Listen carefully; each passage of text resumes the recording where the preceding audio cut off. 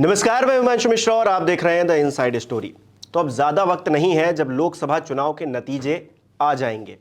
छठे चरण का मतदान 25 तारीख को होना है, 1 तारीख को 7वें चरण का होना है और 4 जून को रिजल्ट घोषित हो जाएंगे और पता चलेगा कि देश में अगले 5 साल तक किसके हाथ में सत्ता की चाबी आम जनता ने, आम जनमानस ने पकड़ाई है।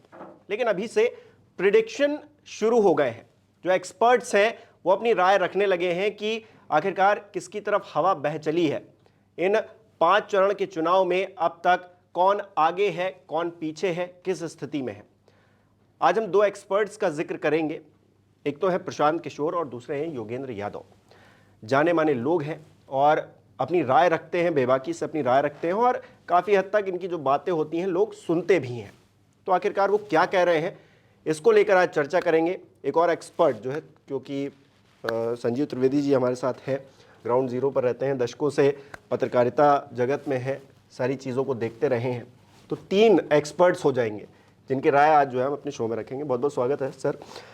तो योगेंद्र यादव जी क्या कह रहे हैं, प्रशांत किशोर जी क्या कह रहे हैं और संजीव त्रिवेदी जी क्या कह रहे हैं कि आखिरकार मोदी आने वाले हैं या फिर उनकी विदाई होने वाली है, इंडिया गठबंधन आगे आने वाला है, क्या होने जा रहा है, 4 तारीख को क्या हो सकता है, बताइए ज़रा। देखिए, आपने जिन 2 लोगों का नाम लिया है, एक तो प्रशांत किशोर जो कि अपने पहचान के मोहताज नहीं है। ये दोनों नाम, प्रशांत किशोर जिसमें कि प्रधानमंत्री मोदी के कैंपेन को 2014 में स्टीयर करना और उसके बाद फिर बहुत से असंभव से लगने वाले चुनाव नतीजे पहले से प्रेडिक्ट करके उसको आकार देना, ये सब उनके नाम दर्ज है। जैसे बिहार में नीतीश कुमार और लालू का साथ आना या ममता बनर्जी का साल 2021 में चुनाव किस तरह से उन्होंने स्टीयर किया, या फिर आप याद करें कैप्टन अमरिंदर सिंह पंजाब में जब कांग्रेस जीत कर आई थी इस इलेक्शन से पहले, या फिर अभी हाल जगन मोहन का इलेक्शन, और कई जीत उनके नाम है। आईपैक नाम की एक संस्था है उनकी और काफ़ी बढ़िया काम कर रहे हैं सेफोलॉजी के क्षेत्र में, इलेक्शन मैनेजमेंट के क्षेत्र में। दूसरी तरफ है योगेंद्र यादव, लगभग 3.5 दशकों का अनुभव सेफोलॉजी का, इलेक्शन को पढ़ने का, उनके नतीजों को समझने का, समझाने का। तो इन दोनों महानुभावों के बीच मैं तो बड़ा तुच्छ हूँ। नहीं, आपका भी 2 दशक है और मैं तो अपने आप को बड़ा ही बहुत ही कमतर मानता हूँ इनके नहीं, सामने। हमारे शो में आप क्योंकि एज अ गेस्ट रहते हैं ज़्यादातर, तो आपने जो प्रिडिक्ट किया है वो सबको पता है और इलेक्शंस हम लोगों ने इतने कवर किए हैं, तो जो प्रिडिक्शन यहाँ से निकली है इनसाइड स्टोरी के थ्रू वो सही भी हुई है। हाँ, लेकिन मैं मानता हूँ कि इन लोगों के साथ हमारा नाम न लिया जाए क्योंकि ये बहुत आगे के लोग हैं। चलिए, ये आपका बड़प्पन है। बहरहाल इन दोनों को जो आपने शायद चुना है वो इसलिए भी कि 5th फेज के चुनाव के ख़त्म होने के बाद ये दोनों नाम बहुत चर्चा में हैं, इसीलिए कि इन्होंने रिजल्ट्स को प्रेडिक्ट किया है। अभी छठे और 7वें चरण के चुनाव होने हैं और अभी से 10वें दिन नतीजे आने हैं। आज जब हम लोग बात कर रहे हैं तो इन दोनों ने जो प्रेडिक्शन किया है 10 दिन पहले, हालांकि 114 सीटों के मतदान अभी भी शेष हैं, बावजूद उसके वो एक तस्वीर तैयार कर रहा है। ख़ास तौर पर इसलिए भी कि दोनों की जो राय है वो अलग अलग है। दोनों के बारे में इतना कॉन्फिडेंस के साथ कहा जा सकता है कि दोनों के अपने पॉलिटिकल प्रेफरेंसेस अब क्लियर हो गए हैं, दोनों के अपने अपने राजनीतिक झुकाव हैं। लेकिन एज ए सेफोलॉजिस्ट जो इलेक्शन को पढ़ते हैं, उनके एनालिसिस पर भरोसा इसलिए किया जाता है कि जब वो एनालिसिस करते हैं तो वो पत्थर दिल होकर के अपने बायसेस को अलग रखते हैं और बहुत ही तथ्यात्मक तरीके से एनालिसिस करते हैं। ये एक अच्छी बात उन दोनों में है, और चाहे वो बात प्रशांत किशोर जी की हो या योगेंद्र यादव जी की हो।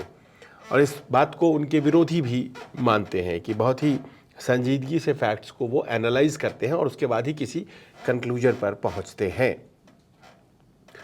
तो इन दोनों की राय में नतीजे क्या है, ये दर्शकों को थोड़े सरल तरीके से हम लोग समझाएं और साथ ही साथ ये भी बताएं कि दोनों के राय को अगर हम जोड़ते हैं, दोनों के कंक्लूजन्स को, तो उसमें से नतीजा क्या निकलकर सामने आता है। 4 जून को आखिरकार क्या हो सकता है, इस बात की संभावना है। हमारी कोशिश दरअसल ये होगी। तो अगर हम बात करें, अभी पिछले दिनों दिल्ली आए हुए थे, आप जानते हैं जन स्वराज पार्टी है एक, जिसको कि चला रहे हैं, वो एक राजनीतिक दल की तरह ही काम कर रहा है, पर अभी इस वक्त वो पॉलिटिक्स में उस तरह से घुसा नहीं है बिहार की ज़मीन पर। प्रशांत किशोर की हालांकि पार्टी, वो गांव-गांव जा रहे हैं और लेकिन वो काफ़ी एक्टिव है। काफ़ी एक्टिव है, उनके लोग भी।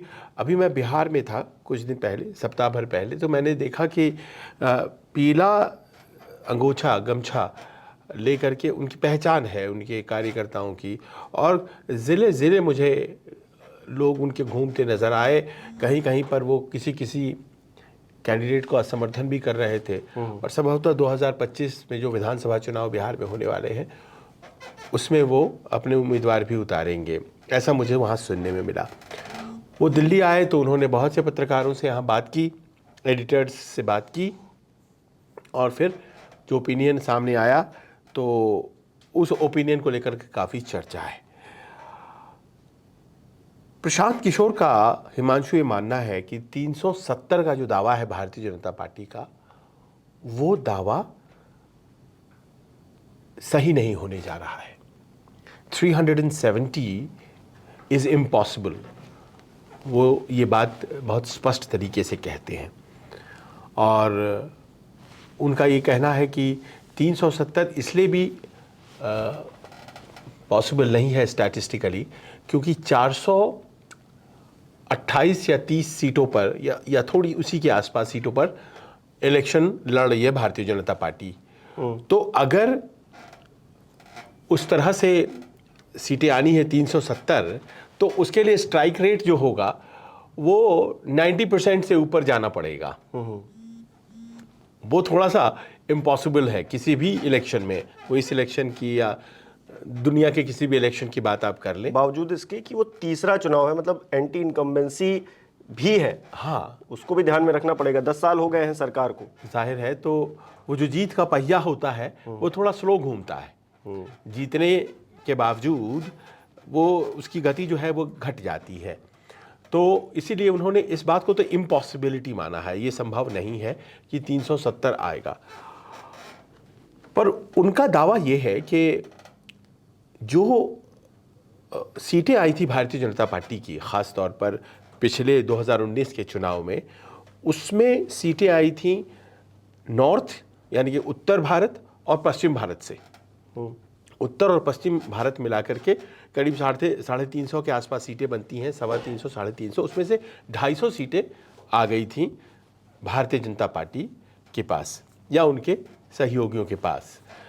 तो उनका ये असेसमेंट है कि ये जो नॉर्थ और वेस्ट है, यानी कि आप बिहार तक को आप नॉर्थ में ही मान लीजिए, जैसा कि वो पिक्चर तैयार करते हैं, मुझे जो समझ में बात आई, तो बिहार, यूपी और उसके बाद फिर वो दिल्ली, हरियाणा, पंजाब, राजस्थान, वो बढ़ते हुए गुजरात, महाराष्ट्र तक जाते हैं। तो बोलते हैं कि ये जो पूरा इलाका है, इस इलाके में 250 सीटें आई हैं भारतीय जनता पार्टी को, और भारतीय जनता पार्टी को जो और एनडीए को, तो जो 250 सीटें आई हैं भारतीय जनता पार्टी को ख़ास तौर पर, तो उसमें इस बार कोई ख़ास क्षरण वो नहीं देखते हैं, कम होता नहीं देखते हैं, क्योंकि वो कहते हैं कि कोई मटेरियल लॉस इस क्षेत्र में इसीलिए होता दिखता नहीं है क्योंकि कोई बहुत बड़ी वजह उसकी सामने नहीं आई।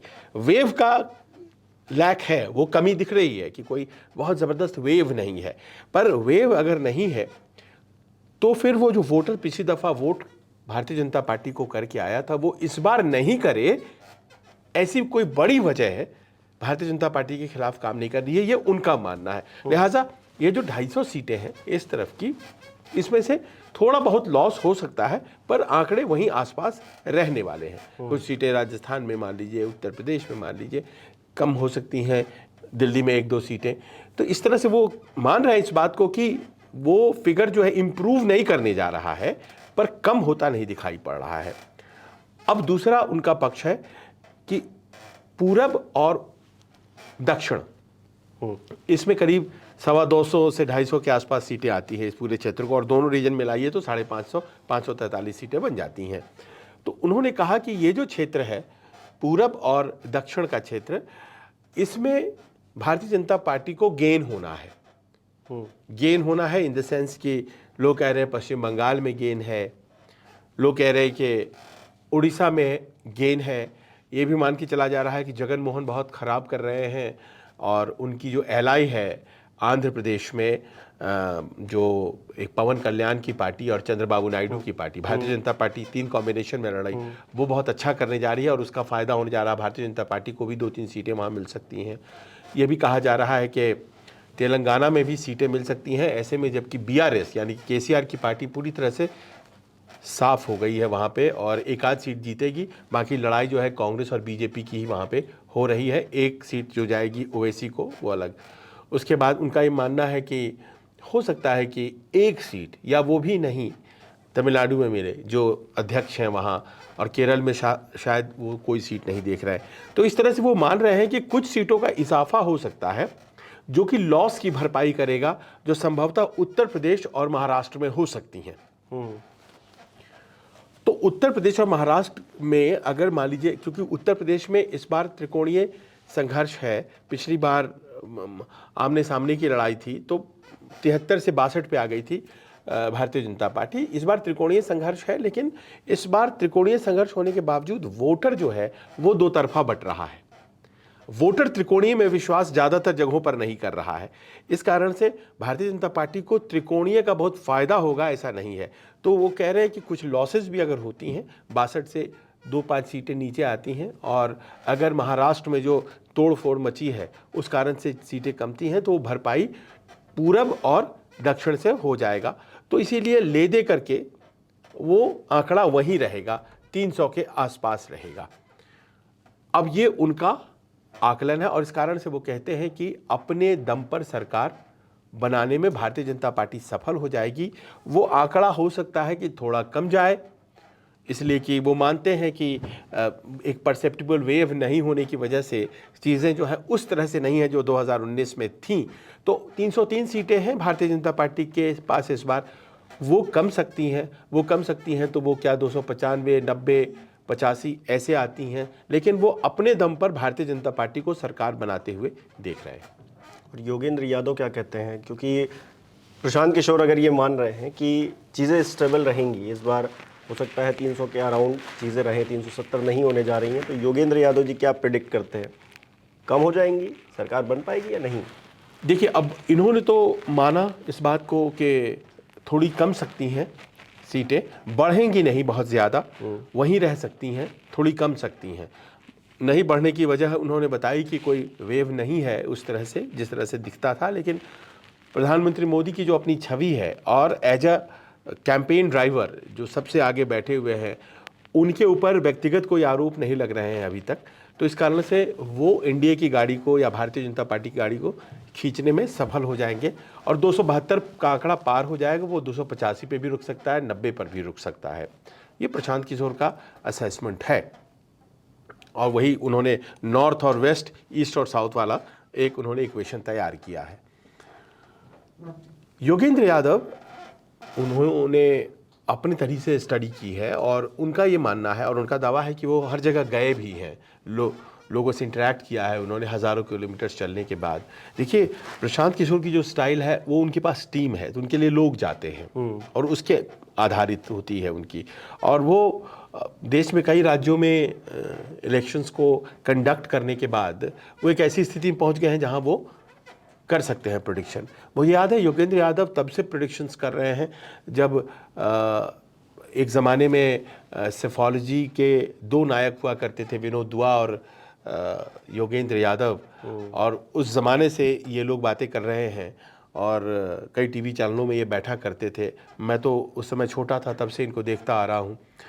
तो इनका ये देखिए कहना है कि स्टेट वाइज वो पाते हैं कि कई ऐसे राज्य जहाँ पर फुल मेजॉरिटी मिली थी भारतीय जनता पार्टी को, उन राज्यों में उन्होंने भी भारतीय जनता पार्टी पर ही ज़्यादा फोकस किया है, एनडीए पर वो नहीं जा रहे हैं। क्योंकि आप जानते हैं एनडीए वाले तो वो हैं कि अगर उधर सरकार बनती रहेगी तो बड़े आसानी से उधर चले जाएंगे, इधर बनती रहेगी तो इधर आ जाएंगे।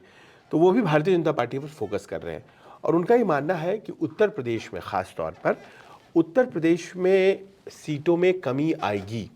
अच्छा, उनका ये अपना एक आकलन है कि देखिए उसमें 20-25 सीटों का नुकसान है भारतीय जनता पार्टी को, अभी वो ये कह रहे हैं। तो 80 में 20 सीटों का, 18 सीटों का तो अभी ही नुकसान है। वो हो सकता है 4-5 सीटें और बढ़ जाए, भारतीय जनता पार्टी को वो नुकसान होता उनको दिखाई पड़ता है। बहुत सी ऐसी सीटें हैं जो वो गिनवाते हैं और सही में ये बात है कि इस बार एक बड़ा फैक्टर ये है कि बीएसपी का जो वोटर है वो भी साइकिल से परहेज नहीं कर रहा है और कई सीटों पर अखिलेश यादव ने बहुत ही चतुराई से दलित उम्मीदवार खड़े कर दिए हैं जनरल सीटों पर। अब जैसे मैं आपको एक उदाहरण देता हूं जो मैंने खुद कवर किया। अरुण गोविल मेरठ से लड़ रहे हैं और उनके सामने खड़ी है एक दलित उम्मीदवार हैं, जाटव समुदाय से आती हैं और वो खड़ी हैं साइकिल छाप पर। तो मैंने पाया कि तमाम जो जाटव समुदाय के लोग हैं, जो कि बहुत बड़ी संख्या में हैं मेरठ में, वो साइकिल पर वोट दे रहे हैं। एक दौर था जब साइकिल और हाथी छाप में जो अदावत होती थी और ख़ास तौर पर वो 90 के दशक में घटा गेस्ट हाउस कांड, उसके बाद तो सवाल ही नहीं उठता है कि दोनों एक दूसरे के साथ आते। 2019 में आए लेकिन टूट गए। पर इस बार मैं देख रहा हूँ कि जहाँ जहाँ दलित वर्ग के प्रतिनिधियों को टिकट दिया गया है तो साइकिल छाप से परहेज वो नहीं कर रहे हैं। Meerut is an example. और अगर अरुण गोविल वहाँ जीतते हैं तो मुझे आश्चर्य होगा, क्योंकि जिस तरह का ग्राउंड स्वेल मैंने देखा, एक तरफा वोट मुस्लिम समुदाय का जा रहा था साइकिल पर और दूसरी तरफ हाथी छाप वाले भी साइकिल को ही दे रहे थे। तो जो कॉम्बिनेशन तैयार हो रहा था वहाँ, सुनीता वर्मा संभवतः कैंडिडेट का नाम है, वो अरुण गोविल के लिए उस तरह से नहीं दिख रहा था। क्योंकि अरुण गोविल के लिए जो बनिया कम्युनिटी थी वो बहुत उत्साहित इसलिए नहीं थी क्योंकि वहाँ पर बनिया कम्युनिटी के एमपी का टिकट काट करके अरुण गोविल को दिया गया था। तो वो जो लोकल का टिकट कट गया और एक बाहर से पैराशूट होकर आ गया, वो भावना भी थी। तो मुझे ये इस तरह का फैक्टर्स केवल वही नहीं है, बहुत सी जगहों पर ये है। अब इस टक्कर को अब देखिए ना, जैसे आजमगढ़ ही की सीट है। आजमगढ़ की सीट इसीलिए जीत पाए थे निरहुआ क्योंकि वहां पर एक त्रिकोण बन गया था। वहां पर एक बीएसपी के उम्मीदवार खड़े हो गए थे, गुड्डू जमाली नाम है, और उन्होंने त्रिकोणीय बना दिया था संघर्ष को, तो मुस्लिम वोट बट गए। पर अदरवाइज आजमगढ़ में 35% वोट मुस्लिम और यादव मिल करके अकेले हो जाते हैं, जो एक तरफा पड़ जाता है। और उसमें ज़रा सा भी वोट बाकियों का आता है तो वो 40% के पार हो जाता है और उसको मैच करना बड़ा मुश्किल हो जाता है। तो निरहुआ जीते भी थे तो बहुत कम मार्जिन से जीते थे। वो शायद 10,000 के आसपास ही वोट से वो जीत पाए थे बाई इलेक्शन। 2019 तो वो हार गए थे, बिल्कुल। आपको याद होगा, और 2 लाख वोट से हारे थे अखिलेश यादव से। लेकिन बाद में जब अखिलेश यादव ने सीट छोड़ी और धर्मेंद्र खड़े हुए तो वहाँ से धर्मेंद्र यादव हार गए थे, निरहुआ जीत गए थे बाई इलेक्शन, और वो बहुत कम मार्जिन से, क्योंकि ट्रायंगल बन गया था। इस बार ट्रायंगल नहीं है, मतलब है ट्रायंगल, लेकिन वो उम्मीदवार वैसा नहीं है जो गुड्डू जमाली थे, और गुड्डू जमाली चले आए हैं समाजवादी पार्टी में। तो एक तरह से 1-to-1 कॉन्टेस्ट ही हो रहा है। तो ऐसे बहुत से सीट हैं जहां पर एक्चुअल फाइट हो रही है। देखिए आप किस तरह से रायबरेली और अमेठी में इस बार फेवरेट्स जो है वो कांग्रेस है। नतीजे तो मान लीजिए कि भविष्य में है। तो ऐसा माना जा रहा है योगेंद्र जी के द्वारा कि करीब 20-25 सीटें ऐसी हो सकती हैं।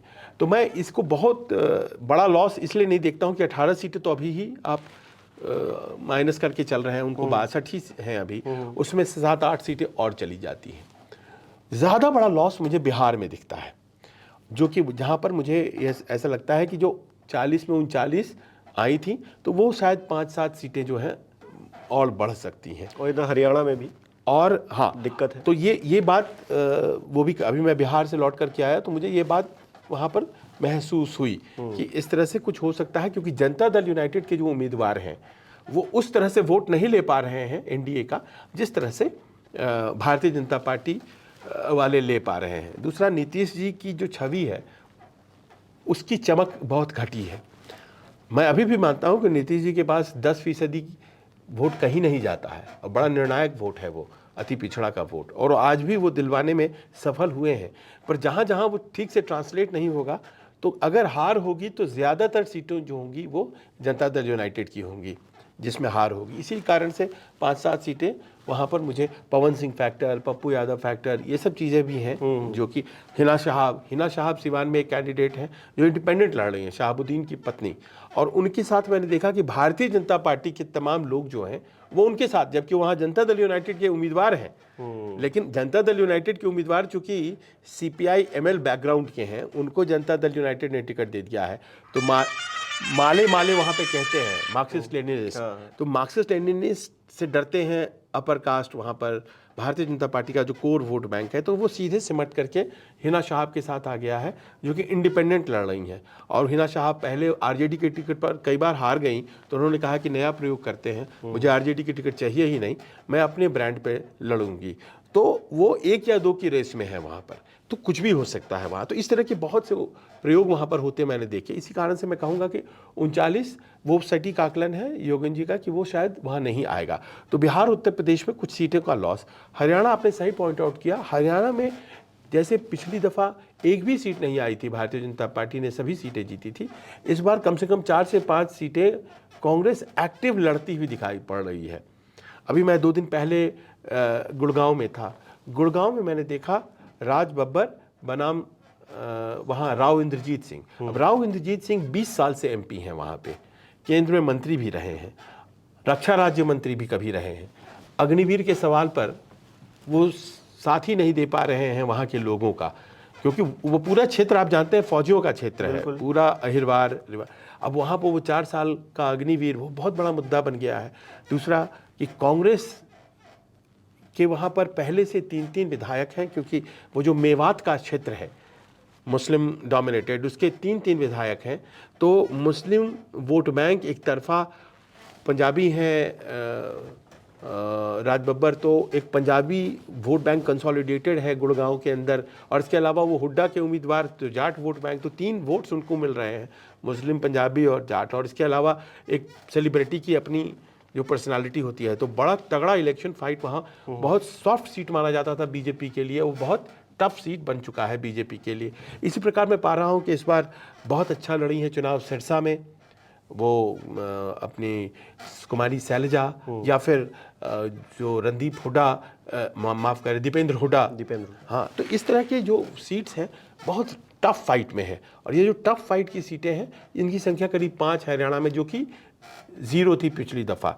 तो ऐसे में माना ये जा रहा है कि राजस्थान में भी कुछ सीटें हैं, जैसे बांसवाड़ा की सीट पर सबों की निगाहें हैं, बाड़मेर की सीट पर सबों की निगाहें हैं, इस तरह से और कई सीटें हैं जिस पर सबों की निगाहें हैं कि भाई वहाँ कुछ भी हो सकता है, इंक्लूडिंग कोटा की सीट, यहाँ ओम बिरला जी लड़ रहे हैं।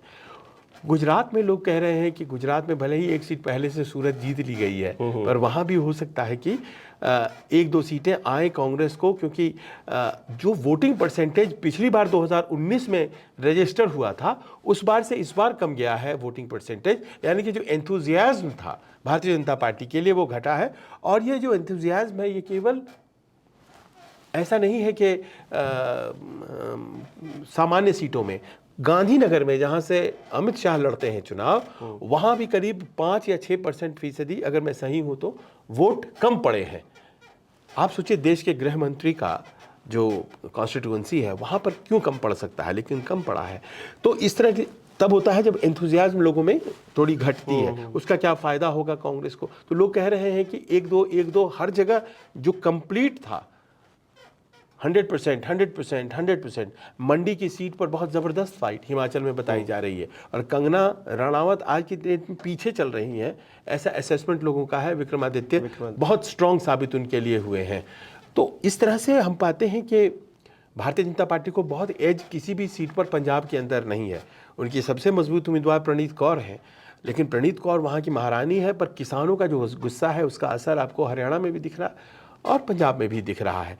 तो इसको लेकर के चूंकि हर जगह अब 100% का स्कोप नहीं है, तो योगेंद्र यादव के असेसमेंट में उनको ये लगता है कि जो पिछली दफ़ा सीटें आई थी उसमें करीब 30-40 सीटों का अंतर आ जाएगा।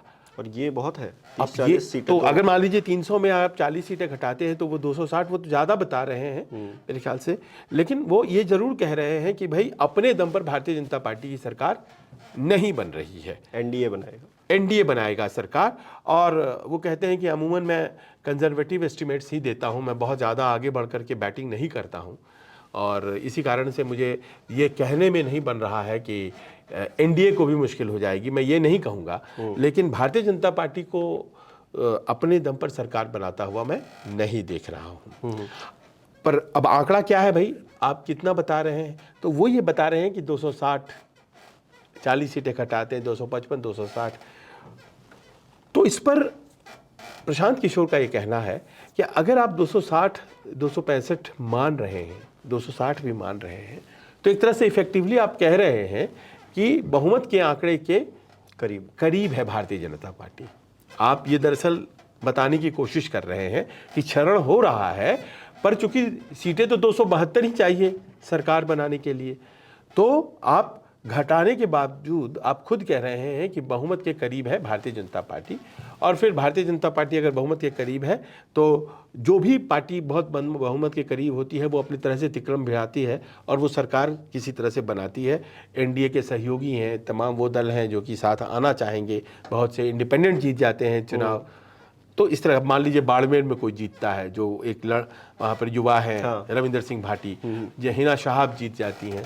तो मैंने ये पाया कि इस तरह के कैरेक्टर्स बहुत इंपॉर्टेंट हो जाते हैं उस टाइम पे। यानी कि एक्सपर्ट्स ये कह रहे हैं गवर्नमेंट बनने की चांसेस है, बट जो 370 और 400 पार कर देंगे वैसा कुछ होने नहीं जा रहा है। जो चिंता विपक्षी नेताओं के माथे पर थी कि 400 आ जाएंगे, फिर तो ये संविधान बदल देंगे, फिर तो ये वो कर देंगे नहीं, एक्सपर्ट्स की राय ये कह रही है कि आप जो है उस तरफ तो जाइए ही मत। यहाँ पर स्थिति गवर्नमेंट बनने की तो है, लेकिन वो मेजॉरिटी वो चीज़ें आए, ऐसा है नहीं। इस बात को मानना पड़ेगा कि विपक्ष ने इस बार बहुत तगड़े तरीके से अपना कैंपेन चलाया। उनका जो एक पॉलिटिकल प्रॉमिसेस होता है इलेक्शन के दौरान जो करते हैं, उसमें धार थी ज़्यादा। खास तौर पर जो इलेक्शन मैनिफेस्टो निकाला कांग्रेस पार्टी ने, 5 न्याय 25 गारंटी, तो बड़ा स्पेसिफिक दिख रहा था कि भाई हम आपको पहली नौकरी देंगे, हम अग्निवीर को स्क्रैप कर देंगे, किसानों को कहा हम आपका लीगल गारंटी देंगे एमएसपी का, एमएसपी पे हम खरीदेंगे। तो इस तरह से ना क्लियर महिलाओं को कहा गृह लक्ष्मी योजना 1 लाख रुपया हर महीने, यानी कि 8,500 रुपये, वो जो आजकल खटाखट बोलते हैं राहुल गांधी, तो आपके बैंक में जाएगा। तो बड़ा स्पेसिफिक सीधा मैसेजिंग किया उन्होंने लोगों के बीच। और जितने लोग समाजवादी पार्टी, आरजेडी, कांग्रेस, इनको वोट 2019 में जिन्होंने किया था, फील्ड में आप निकलिए तो उनमें से बहुत आपको कम मिलते हैं जो कह रहे हैं कि इस बार हम कांग्रेस को नहीं देंगे, इस बार हम बीजेपी को देंगे, या इस बार हम सपा को या आरजेडी को नहीं देंगे, इस बार हम बीजेपी को। ऐसा आपको कम मिलते हैं। यानी कि उनका जो भी वोट बैंक था, छोटा था, कम था, पर वो कंसोलिडेटेड है। पर भारतीय जनता पार्टी के केस में ये ज़रूर दिखाई पड़ता है कि कुछ लोग आपको मिलेंगे जो बीजेपी के सपोर्टर थे, पर वो कहते हैं कि अब हम नहीं देंगे, 2 बार हम दिए, हमने 2 बार वोट दिया उनको, इस बार हम नहीं देंगे। और उसमें आड़े आ रहा है क्या? एक तो महंगाई का सवाल, दूसरा रोजगार का सवाल, तीसरा किसान का सवाल, और चौथा महिला सुरक्षा का सवाल। तो ये जो 4 फैक्टर्स हैं, और इसको अपने तरीके से समझाने की कोशिश की है यूएन यादव ने भी। लेकिन ये बात अपने आप में सच है कि जो क्षरण है, वो क्षरण इस बात को लेकर सबसे ज़्यादा होता अगर Modi as a prime ministerial candidate को कोई मैच करता हुआ चेहरा सामने होता। वो इस बार भी नहीं है, और यही सबसे बड़ा आधार है प्रशांत किशोर का ये कहने का कि जो डिप है वो इतना मैसिव डिप नहीं है। और आखिर में सबसे बड़ी बात यह है कि जो सबसे स्ट्रॉन्ग पॉइंट हो सकता था भारतीय जनता पार्टी का, मंदिर का बनना, मंदिर कोई इश्यू ग्राउंड पर नहीं है। मंदिर बनी, प्राण प्रतिष्ठा हुआ, और उस अभिषेक के बाद वो मुद्दा धीरे से ख़त्म भी हो गया।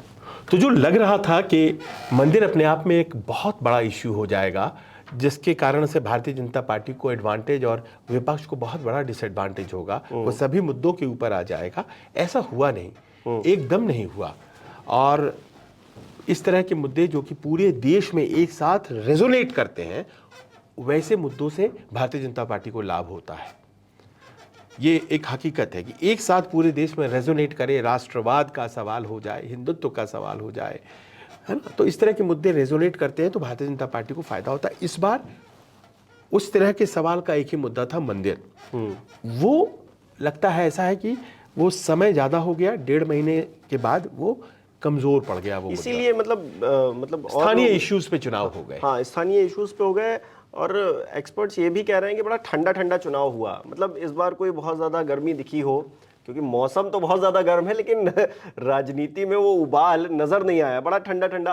अब लोग वोट करने के लिए नहीं निकले ज़्यादा, या फिर वो चर्चा ज़्यादा नहीं करना चाहते थे। तमाम इश्यूज़ हैं।